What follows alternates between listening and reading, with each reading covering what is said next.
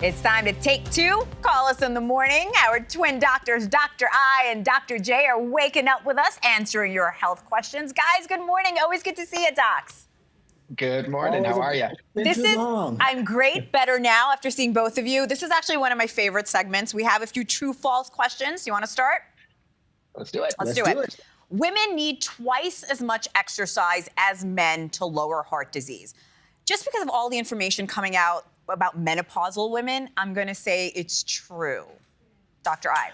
Well, that is actually false. It is the opposite. Men need twice as much exercise as women. But you're on the right track, though. It comes down to estrogen, right? Estrogen is a hormone that women have significantly more of than men. And estrogen is cardioprotective, so it prevents heart disease, helps to reduce blood pressure, the risk of heart attack, stroke, things of that nature. So by default, women have a competitive edge in that sense. However, when menopause occurs, that estrogen level starts to drop. So for men to stay healthy as women, we have to work out twice as much as women do. However, diet and exercise are important for everybody, but men need a little bit more of that exercise to keep up with you guys. I always feel like men lose the weight faster too. Is that true? Is that?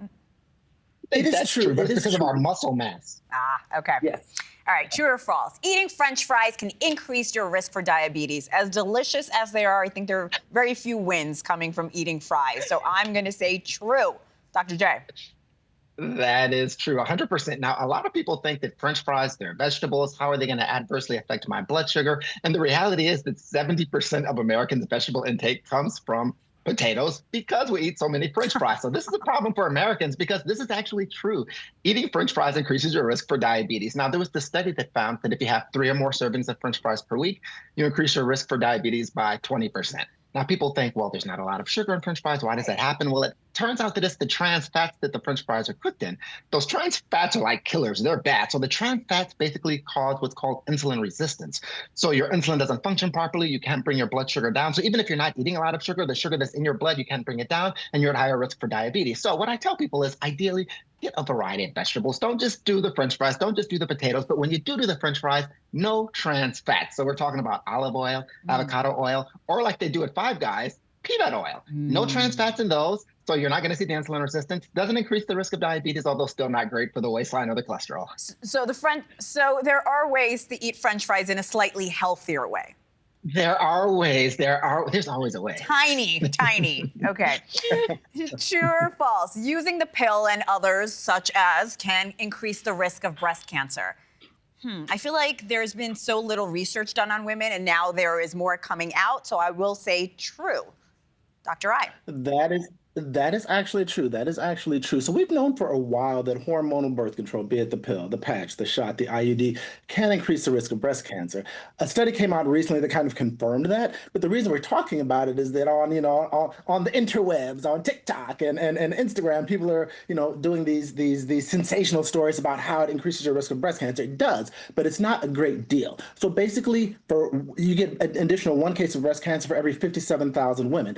But what people don't talk about is the fact that the birth control pill has a lot of health benefits. It reduces the risk of painful periods, anemia, PCOS, endometriosis, ovarian cancer, uterine cancer. So yes, not to mention unwanted pregnancies, which has a large social and economic impact on the country as well. So yes, birth control pills, birth control period, can increase the risk of breast cancer, but it's very minimally, and there's so many health benefits that it's still seen as being more advantageous than disadvantageous. So the pros outweigh the cons when it comes to birth control.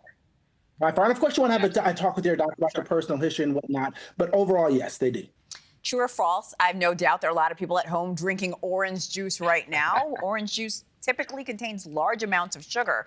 For people trying to lose weight, should they avoid drinking orange juice? It is a lot of sugar. That's why I don't drink it. But what do you think, Dr. J? I think you should drink more orange juice, Hannah, because this is false. This is false. Everybody enjoy your orange juice. So this is the deal. Lots of natural sugar in orange juice, but it's also naturally packed with fiber, which slows the absorption. So nature knows what it's doing. So you don't get a lot of the sugar from orange juice. However, what they found was orange juice is packed with these chemicals called flavonoids. And flavonoids are like these little magical miracles that will go into the cells, especially in people who are obese or overweight. And it turns on the cellular machinery that ramps up your metabolism. So 2 glasses or more of orange juice per day, especially in people who are overweight or obese, actually promotes weight loss. And because the natural sugars in oranges and orange juice are packed with fibers, you don't see a big spike in the blood sugar. So I've avoided orange juice for all this time for no reason. This is why you two are crucial to come on. That's I'm going to have a right. cup of orange juice right after this, a glass. All right, quick question. Taking multiple short walks each day is healthier than taking one long walk. I think they're both about the same. I'll say true. Both of you, No. quickly. You actually want to take you want to do. Go for it. You want to take one long walk, you get your heart rate up. When you take multiple short walks, you don't get that heart rate up. And it's that sustained increase in heart rate that is good for your heart, blood pressure, reduces diabetes, insulin, all of those things. Okay, one long walk. What about you, Dr. J? Same? I was going to say one long walk. It's in this case, it's quantity or it's quality over quantity. All right. I love talking to both of you. Thank you to both of you. Have your medical or health question answered on our show. Find Dr. I and Dr. J on social media at the Twin Doctors _ or their website. That does it for Morning in America. News Nation Live with Marnie Hughes is up next. Have a great day, everybody.